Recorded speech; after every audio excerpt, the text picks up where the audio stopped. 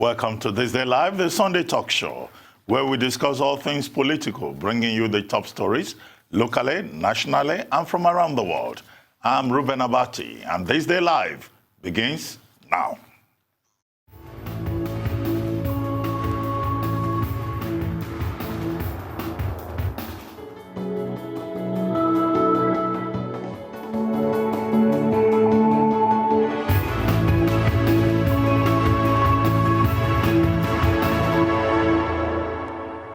I'd like to welcome today's panelists. I have with me today Wale Gomez, Public Affairs Analyst, Chike Ogea, former Commissioner of Information, Delta State, Professor Bola Akintenwa, Director General, Bolitag Center for International Diplomacy and Strategic Studies, and of course, Yemi Adamolekun, Executive Director, Enough is Enough. Gentlemen, welcome to This Day Live. Well, lady, but you know, in journalism, we don't have ladies. We only have gentlemen in journalism. Okay, ladies and gentlemen, welcome to This Day Live, the Sunday talk show. We begin here in Nigeria, where President Muhammadu Buhari on Tuesday presented a budget of 10.33 trillion to the joint session of the National Assembly for approval for the 2020 fiscal year. According to the document, some of the ministries witnessed major changes when compared to the 2019 budget proposal submitted by the Buhari administration.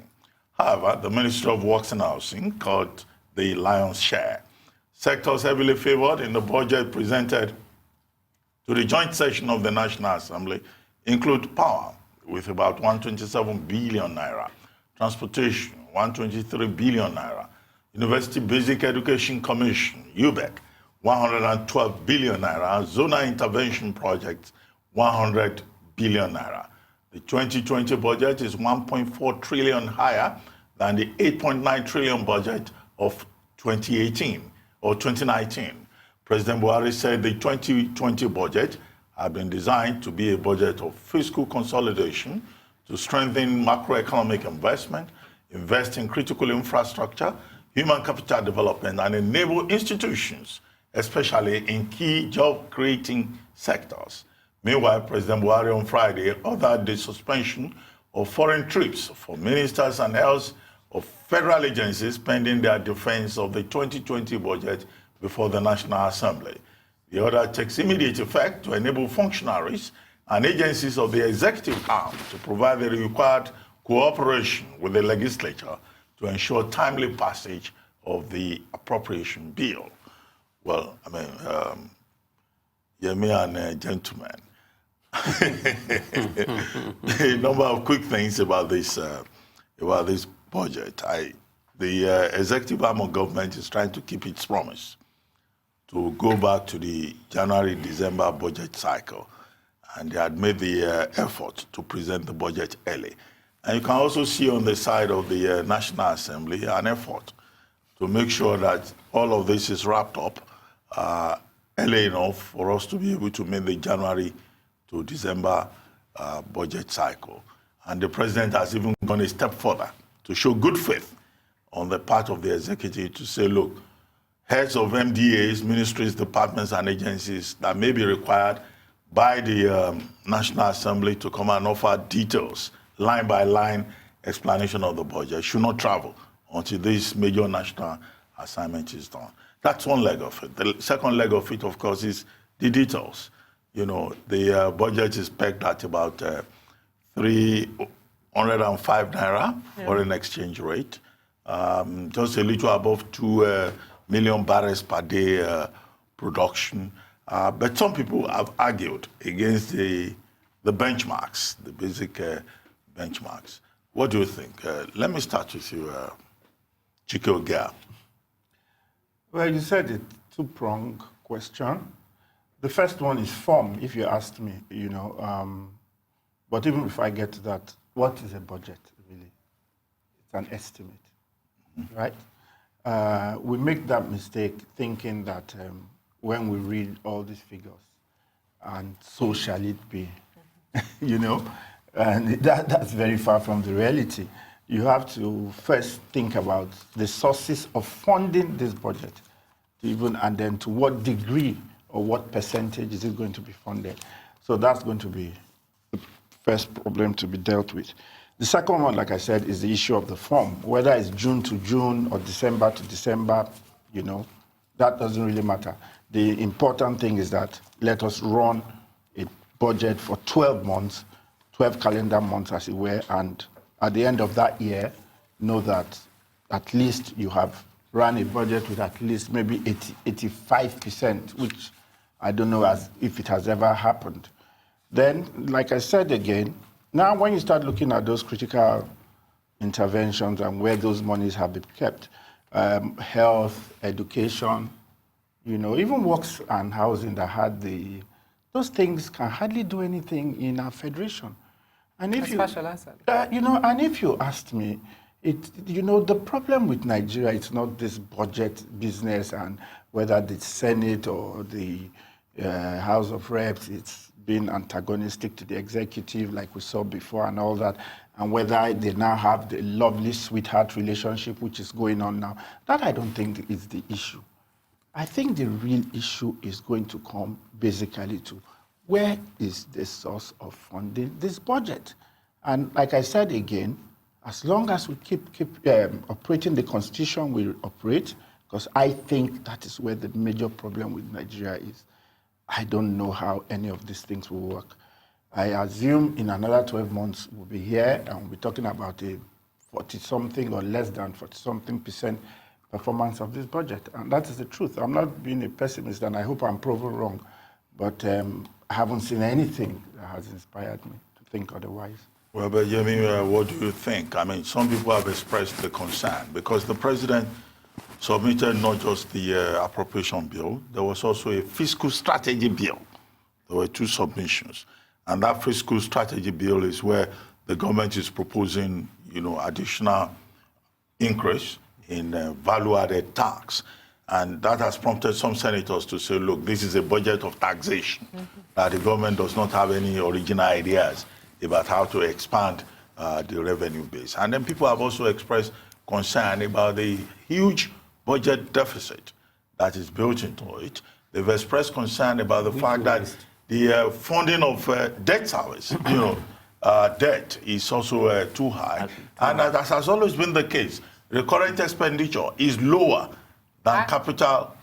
Is higher than capital expenditure. But what do you think? Higher than capital expenditure? But I think those are the issues. I mean, I saw a tweet by a commissioner in Kaduna State over the weekend, basically talking about the fact that their budget has, I think, about 70% capital expenditure relative to recurrent. I think the federal is the flip of that. I mean, you've raised the key issues, and I think it still goes back to the dishonesty in the way that we run our governance. I mean, I saw a report that President Buhari is committed to cutting the huge cost of governance. Meanwhile, we added more ministries.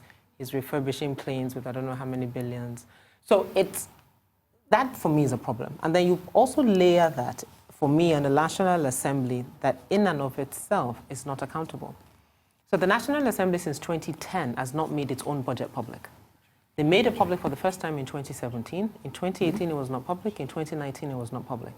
Now, so you have an arm of government that's supposed to provide oversight functions over the executive and make sure that the budget makes sense, make sure that we're not spending money that we shouldn't be spending while we're trying to raise money, as you said, money that we don't have. But that arm of government in and of itself is being sued for buying cars every 4 years. It's being sued for the way it spends money. So my challenge there is wherein lies the checks and balances in this type of arrangement that we have. Well, I come to you now, Wale Gomez. I want to thank you for this because this is one issue that has been top of my mind. I want to appreciate Chike for what you said about budget just being an ordinary statement of expense and income that you're expecting. But let me look at it from, I want to congratulate the government once for transferring the modality of the budget from January to December. That gives us a framework on how the budget will run. That's number one. But the issue I'm having is, like you said, the high cost of the deficit. How are we going to finance the deficit? There are two ways by which you can ordinarily finance your deficit. The first one is through your increase in tax revenue. You're putting pressure on people. That's number one. Number two is borrowing, which is going to be a backdrop into what our children will carry over from previous years. Our performance this year, we haven't been able to analyze the performance to know how we have run the budget before this new one start coming in line. The capital and recurring expenditures, I take note of those, and I find out that the recurrent expenditure is kind of low compared to the capital and this expenditure that will have two basic functions. Number one is to create economic dependence for the people. That's the first one. The second one is the issue of performing in a way that will help ordinary Nigerians in actualizing their dreams in different forms. So the budget is, yes, it's there. It's a budget. It's being created, but I cannot see what it lies in front of us, and that's where we're having a problem. I want to really congratulate. They're trying. They're trying to do something for Nigerians, but I can't see where these budgets will take us to. It's just not. It's not showing me anything. It's too small, right, in terms of size? Not only that. It's just that I'll prefer us to increase our capital expenditure so that we can, even if we're going to create a deficit on it, there will be something, there will be multiplier effect of it. And most countries in the world, when they're having situations like this, they go out borrowing. They increase the treasury bill and create funds for the general public. But with what we've got in here, we have deficits. How are we going to do it? We're going to create 7.5 tax, and that's going to be a hammer on people. Well, we'll probably also inevitably have to borrow. Yes. That's another source of concern, that, you keep borrowing, you keep increasing your debt profile. If you borrow for good cause. Yes, to for generate projects that will pay back. You can't borrow for consumption. Yeah. No, you can't. And we keep borrowing for consumption. It's just like using your credit card to buy food to eat. Yeah, exactly. Well, Professor Akintere, I come to you now as someone who's been part of government. I know as government himself. To submit budget proposals. Well, I thank you for your introductory comment. Chike, Yemi, and Wale have given the impression that the government has done well. How did I do that? Exactly. No, for acting timeously, perhaps, this time around. I think that's the only thing we'll agree on. We'll never agree on. Exactly. Whatever the rationale is. You see, a country that will adopt March, April in the morning, January, December in the afternoon, a review of the two at another time. You see, we are just moving in vicious circles. And for this, I don't know whether we should be commending. You see, from your submission, Ruben, you raised the issue of budget. You also raised the issue of suspension of foreign trips by the minister. What is the linkage? The linkage is simply that, as we have rightly even pointed out, the president wants to compel ministers to be around so that any date fixed for their hearing in the National Assembly, they will be readily available. Probably it's a logic, but I don't know whether the logic is good. If the issue is to compel, to ensure that a minister is readily available, let the dates for hearing be simply established and inform whoever is to. Prof, let's take a short commercial break. When we return, we will continue with your view on this particular subject. We'll take a short commercial break now. We'll be right back. Stay tuned. Welcome back to Thisdaylive, the Sunday talk show here on the Arise News channel. Still with me in the studio, I have Wale Gomez, public affairs analyst, Chike Ogea, former commissioner of information, Delta State, Professor Bola Akintere, Director General, Bolitac Center for International Diplomacy and Strategic Studies, and Yemi Adamolekun, Executive Director, Enough is Enough. Prof, you got cut off while you were making your observations about the budget 2020 as proposed by President Muhammadu Buhari of Nigeria. Yes, if you may just continue. Yes, I was saying that you raised two issues in one: the budget and the suspension, of foreign trips. And I was saying that the linkage, in this case, is simply that the president wants to ensure the availability of ministers for all the hearings in the National Assembly. In this case, I'm trying to say that, look, as good as that policy decision may be, it is still an abuse of the fundamental rights of the ministers. They should be free to travel. If the cardinal objective is to ensure that the minister is readily available for hearing to defend the whatever budget the ministers may have, it's a question of just establishing dates for everyone, and then everybody complies. But probably because the president himself knows quite well that his ministers may not be disciplined enough, and they may want to do whatever they want to do. That's why he has to come with a law, a ruling that, look, thou shalt not travel during this period. And I'm saying that, look, the practice, of defense, what is it? Have we been told this time that President Muhammadu Buhari has thrown into the dustbin of history the tradition whereby, well, you defend, the legislators can tell you precisely what they think should be. The conflict between the executive and the legislators on the figures, where are we? All right? And then we discover, or we know from the history of budget defense that the issue of MDAs lobbying and buying their way through, where are we? Has that been settled?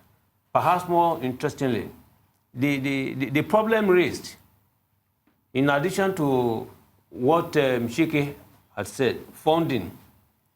When you talk about a budget being an estimate, more often than not, people look at estimation in terms of deficit, that we may not have enough to do X, Y, Z.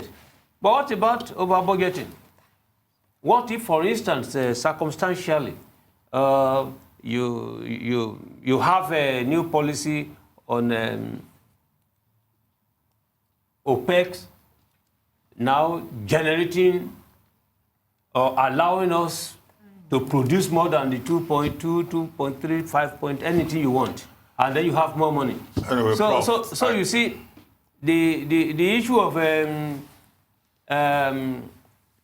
having the suspension may be good, but I think that in itself can be still improved upon in such a way that to establish a list for them, and then people can be free to do whatever they want to do. I think that, the concerns that you have all expressed are perfectly in order. I mean, it's a budget that raises a lot of concern about uncertainty. I mean, who says, for example, that the benchmark oil price of $57 per barrel is the right benchmark? Mm-hmm. Who says, for example, that 305 naira to the dollar is in order? And what is the guarantee that we'll be able to sustain, 2.18 million barrels per day? These are the basic benchmarks. And then you have a budget of over 10 trillion. A quarter of it is devoted to debt service. So a lot of, anxiety about what the future portends. But we hope that the National Assembly will do rigorous work instead of the kind of newspaper statements that some of the members have been making without even actually studying the document. It's like reacting to newspaper headlines without rigor. So we expect the rigor, that should be brought to this, and that the process of passing the budget will be peaceful, will be amiable, will not be rancorous in any way, and that President Buhari will not have cause, as he did the previous time, to accuse anybody of lack of patriotism. So let's take another subject, something also very important here in Nigeria. Babatunde Fashola, the Minister of Works and Housing, has announced that the federal government will no longer make refund to states which repair federal roads. He advised the states to concentrate on state-funded roads. Fashola announced a paradigm shift in federal-state relations on Thursday while defending the budget of his works component of his ministry before the Works Committee of the House of Representatives. The minister complained that the 157 billion capital budgetary allocation to his ministry is too little, as it is not enough to pay contractors for jobs already done. The minister said the federal government has about 524 ongoing road projects across the country, with 4 multilateral funded road projects, 81 roads under the Presidential Infrastructural Development Fund, and 45 others being funded under the Sukuk bond. Fashola said 255 billion was required to fund some of the major roads, adding that the ministry was focusing on roads that help to open up the economy and make the ease of doing business less cumbersome. He listed some of the projects under the PIDF to include the Abuja-Kaduna-Zaria-Kano Road, the Second Niger Bridge, the Lagos-Ibadan Express Road, the Mambila Hydro Project, and the East-West Road. Well, this is quite interesting because, under the Federal Highway Code, the Road Network Code, we have roads that are Trunk A, Trunk B, Trunk C, federal, state, and local government. And local governments. But the problem we have always had is that the federal government consistently drops the ball, doesn't play its own part. And then you have the state governments, in order to, promote economic activity, please their constituents, doing the roads. And then, of course, they will go back to the federal government and say, okay, pay us back, this is a federal road. In fact, we have had cases where this has been politicized. Indeed. By state governments that are of a different political orientation than the government at the center. They will do the road and they will say, well, this is taxpayers' money working. And this has been done by the state government. The federal government of Nigeria is not interested in you. But now, we face a situation whereby if the federal government does not function, no state governor will be under any pressure to do federal roads. Oh, but I disagree. No, I was going to say I disagree, though. I disagree. I hear you. And, if the federal government has said we won't pay, so basically, if you do it at your own cost. Yeah. But I disagree that no state government should be under pressure, should not be under pressure not to do it. Because there are some states, and I use my states, Ondo State, for example, there are some roads that are federal roads that if the state government does not do it, you will have loss of life, you will have adversely affect business and livelihood. So it's either the governor wants to waste his time knocking on the door at the federal level and say, come and do this road, come and do this road, come and do this road. But because he's closer to us, it's on his door we will be knocking and say, come and fix this road, come and fix this road. So I would say in the interest of the state and what those roads mean to the state, unfortunately, states might have to. Mr. Fashola is a minister. He could be there 4 years, he could be there 2 years, he could be there 6 months. And this policy could also be overturned overnight. So any state government that wants to alleviate the conditions of livelihood of their constituents should do roads that need to be done. And we can, as you said, either politics or money, at a later date, the accounts can be balanced. But I think you've raised an important point. Is this state policy or Babatunde Fashola's personal opinion? The truth is this. Even when I read... He's a government minister. When I read what Fashola said, he said it, like in reported speech, he said, the president says, leave my roads alone.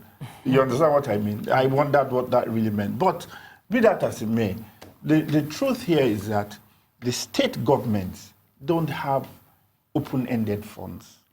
They are also battling with a lot of things that they have to do with like you said, including long convoys and for their constituents. and 100 plus aids. Yes, that's fine. You see, the one about the aids, that's a bit different because they will tell you that that's part of 60 years before an election. Yeah, that's part of When a state employment and all that. But it's important to address these issues when we want to make excuses for state government. No, I'm not when making a state I'm going somewhere. who is going, his term is literally over in 5 weeks. Yes. Decides he wants to hire 60 No, aides. forget all that. That's just politics. They don't even have the money to pay them. I don't read those things what I said. But the point I want to make is that it comes back to exactly what I said when I started.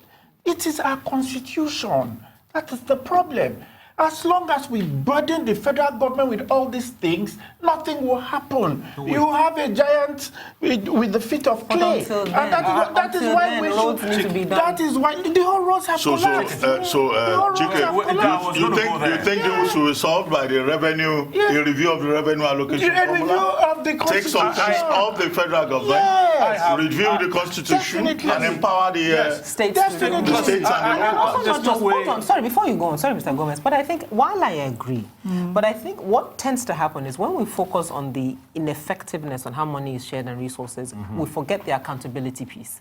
And that's the point you were trying to make around the convoys Fiscal and Responsibility aids Act, and all those how things you are there. actually spend the money. So you don't have enough, granted. In fact- but the what you do have, how are you spending In it? fact, we are missing a golden opportunity because Mr. President was supposed to be the Mr. Prudent Indeed. in Nigerian Indeed, politics. yeah. And I expected that through some, yes, I agree he doesn't have that executive fear to say this or that, but we should by now start moving away from this too much government to a much leaner, But he's not and reduce. Well, but quickly, let's have the- Wale Gomez's view on this. My view is very simple.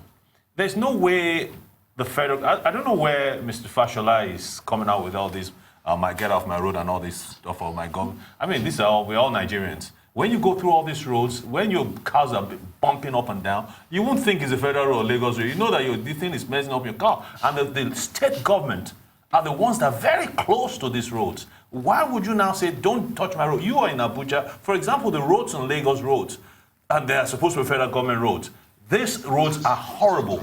And it's the state government that can fix it. And there's a bill of quantities. They'll fix it. They'll send the bill to you. You carry it. You Gomez, pay them this is back. very interesting. We'll take another short commercial break, and then we'll comment further on this subject. We'll be right back. Stay tuned. You're still watching Thisdaylive, the Sunday talk show here on the Arise News channel. And of course, we have our panelists here, Chike Ogea, Yemi Adamolekun, Wale Gomez, and Professor Bola Akintenwa. Before we went on break, Wale Gomez, you were the one making some points. Yes, what I was saying was that I cannot see where he was coming from, that the state government should not touch roads. Say, leave my roads. Leave my roads. And I feel that common sense says that. I'm not saying it doesn't have common sense. I'm just saying that common sense dictates that if someone wants to fix a road, he has his bill of quantities, then you can verify that and make sure that whatever they put in there is the right. No, let me finish. Hold on. Let me finish where I'm going here. Where I'm saying is that when you see the states of this road, we cannot wait for the federal government to fix everything. The states are so close to us. Let them fix it. And the one that the states can do and the local government have the money, let them fix those roads. These roads are in a very terrible state. It should be a national emergency on roads. But Professor Akintenwa, is this about federal government versus states? Is it about competition for power, space, and resources? Or, about the lowest common denominator, the expectation of the average Nigerian? There is no competition between a thief that climbs a ladder to steal and the conspirator who is on the ground floor to assist him to bring it down. A thief is a thief. I am saying that there is no fundamental difference between the attitude of a state government and the federal government.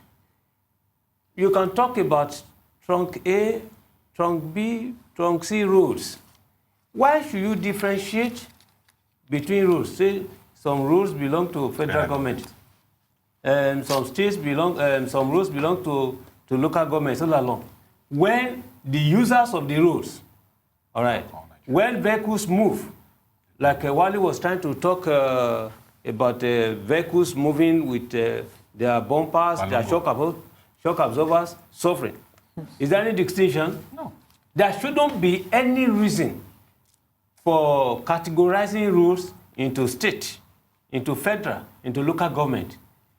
All rules that are within the territorial limits of a given state should be given to the state. Yeah, so whatever resources, that is the problem. whatever amount of money that will be given to a state, please under this arrangement, look at your priorities you know and then give them. But you see, under this arrangement. please, when I say there is no fundamental difference between the attitude of state governments and the federal, it's clear. Please, go to any state, even this Lagos state. If the government in power, if the local government chairman in a place, all right, has, the opposition party living, go and see many roads in Lagos. The roads, the streets of the opposition elements, they don't go there. They do not do anything there. They give priority to where their supporters live. Why should that be? Why should that one be? These are the issues we should be addressing.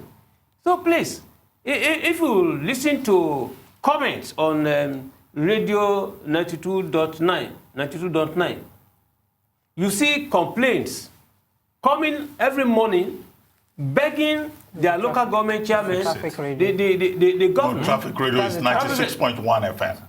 Traffic radio. No, It's okay, but don't worry. But the traffic one I radio is listen to 96.1. is always in Yoruba program 92.9. Okay. Yeah.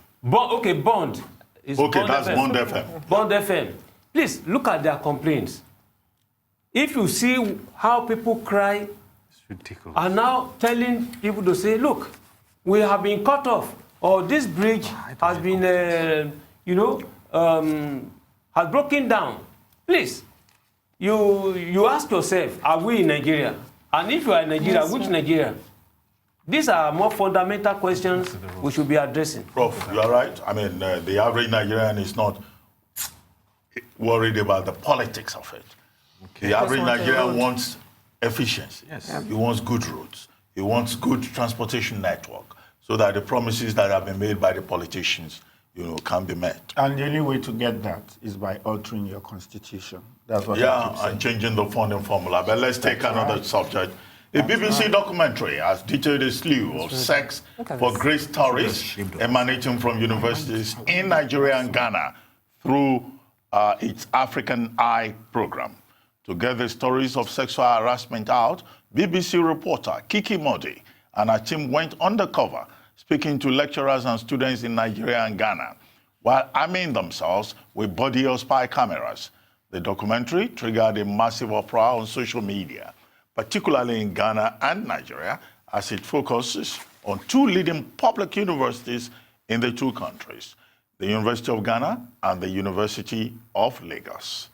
The video exposes two lecturers of the aforementioned universities, Dr. Paul Kwame Butako and Dr. Boniface Igenego, the pastor of the Foursquare Church.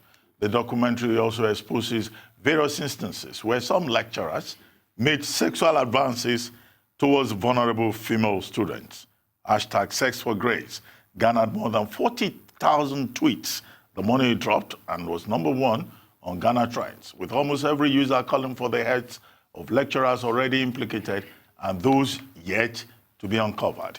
Kiki Modi, the journalist who went undercover, has received death threats from people angry about the expose, while Dr. Boniface Igenego, who was also a pastor at the Foursquare Church, was immediately asked to step down by the church. Prof, I'll start with you this time around, because this is about professors and how professors abuse their powers. I know this is not new. Many Nigerian journalists have said, well, he didn't have to take the BBC for sex for grace to become a big issue. It's been an issue in Nigeria, and the Nigerian media had also done so many stories over the years. So why are professors so randy? Is it part of research, Prof? Well, who is a professor? A teacher. Everyone teaching. I've always talked about professors who do not profess. Anybody to whom the word professor applies is supposed to be a person of dignity. Now, it's supposed to be a model, all right? People you should look up to. But we have professors that really are not. And those professors that have had their record tainted, either by inability to profess, to research, inability to teach, to give values. This is where we are. Now, professors cannot, be accused of found guilty of saying, I want to marry. In the case of the academic in Ghana, I took time to watch the full video, which is about 53.5 minutes. And I discovered that, okay, he was trying to lure, to convince the girl that he wanted to marry her. All right. In this case, do you want to have the conditionality of sex first before you marry? And people came out to say, well, it is doubtful that the lecturer actually wanted to abuse her for nothing. But that's a completely different debate, because your question is sexual harassment part of research? I don't know, but it can also be a good topic for research. It's an inference. But you see, it's a good topic to research on. I think that since we are talking about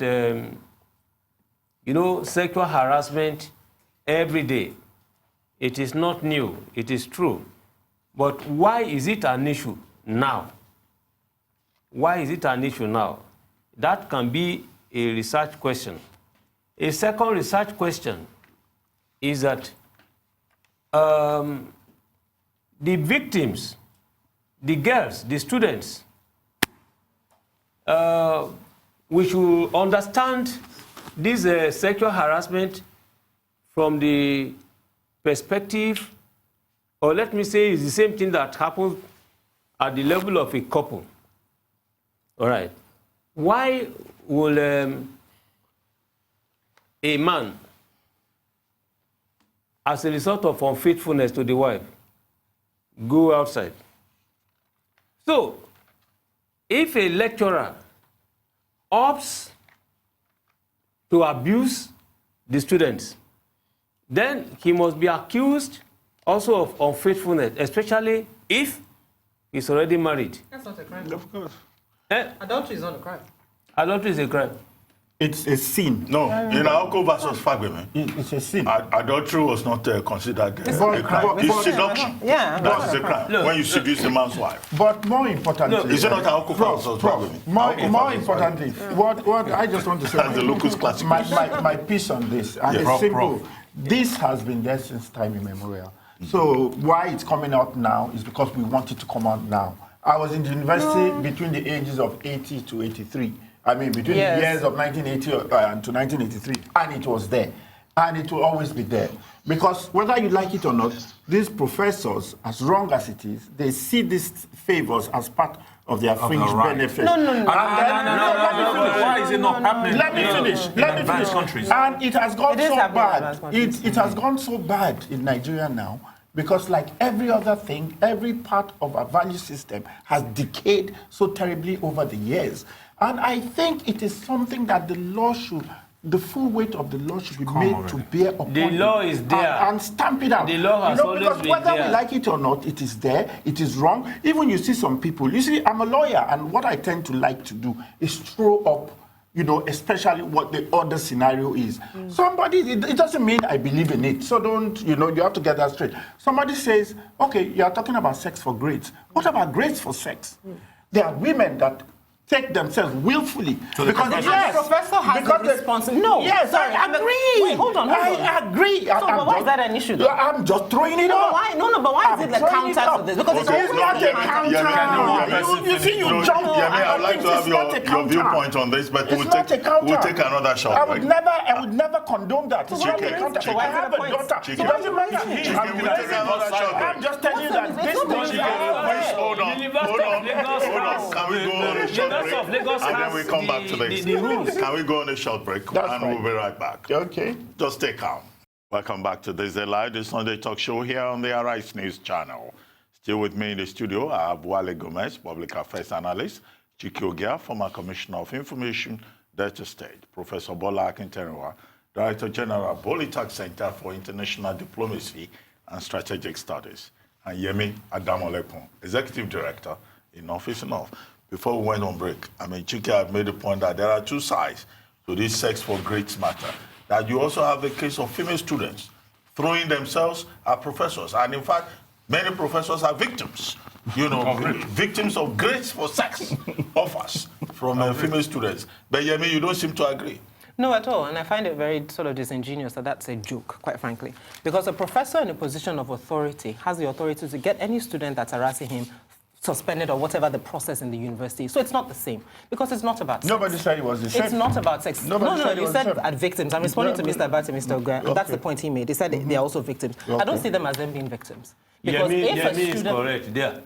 Thank you, Of course, Professor. you support. But The, he has the to. critical Look, point and I'm is a good professor. Not even a professor that what's his name? has if terms a of girl is reference. coming to you, if a girl wants to rape you, why do you accept? And then also... The position of a professor, please. Yeah. It's not telling Dick and Harry. It's not Precisely. telling Exactly. something. It's a high A office. professor is a professor. And Let also me- to add, sorry, Mr. Gomez, and also to add to that, and you have a point, Mr. Ogia, it's been around for many years. But what is interesting about this season is in terms of timing. Now, it's finally gotten to a point where the issues have gotten so much, people are now willing to speak. The OAU professor got sentenced to jail last year. We had two cases, both OAU and Unilag, where it's also a pastor, quote unquote, that is involved. So that issue is also being at the front burner. But it also speaks to the challenges students are having in universities, and that needs to be addressed, to provide them a space to speak and people to defend them, not throw it back into their face and say, but you guys are also throwing yourself, what the student is wearing, why the student is going this. No, professors like have a greater responsibility, and this is not a fringe benefit of anything. The students are there to learn, not for you to prey on. Meanwhile, do you know something? I saw something on social media. Some professor apparently made a comment. I said, they were talking about sex for grades, and he says, And some girl now says, you are talking. He quickly deleted the tweet. Exactly. Exactly. Gomez, quickly. Okay, my quick thing, I mean, one of the highest of this thing is the fact, okay. Lasso, Yes.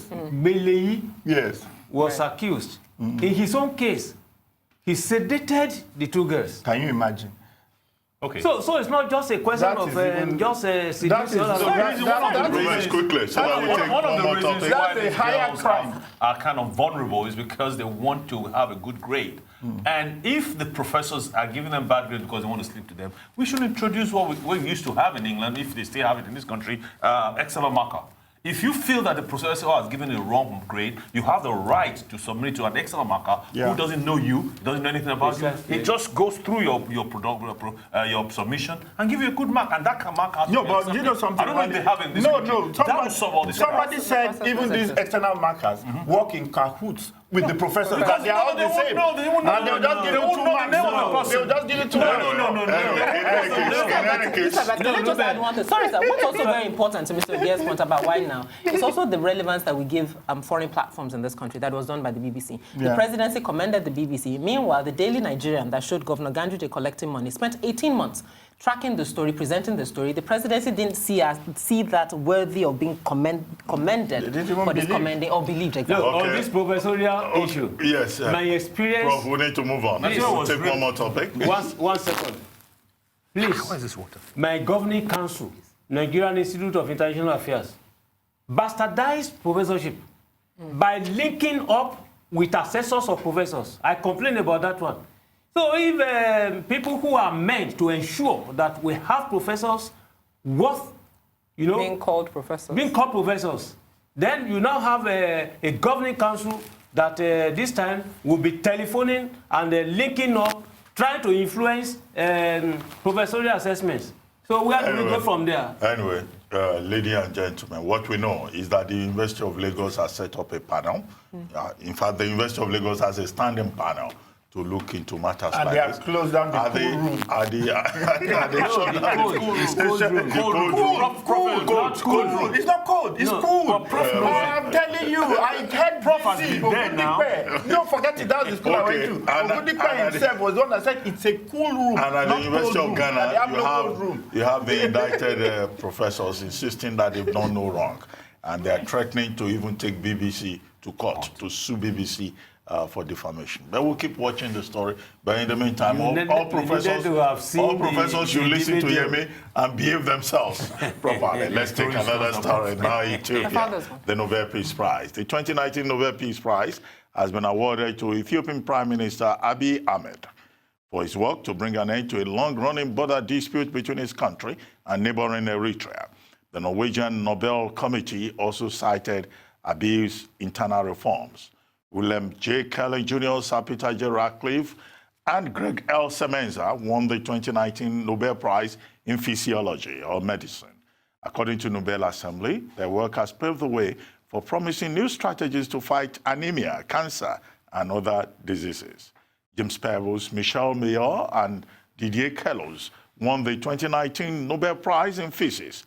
Peebles received half of the award by the Nobel Assembly for work focused on theoretical discoveries in physical cosmology, while Mayor and Queloz shared half the award for the discovery of an exoplanet orbiting a solar-type star. John B. Goodenough, M. Stanley Whittingham, and Akira Yoshino won the 2019 Nobel Prize in Chemistry. The three scientists all worked to develop and advance lithium-ion batteries, now ubiquitous technology, which the Nobel Assembly said has laid the foundation of a wireless, fossil fuel-free society.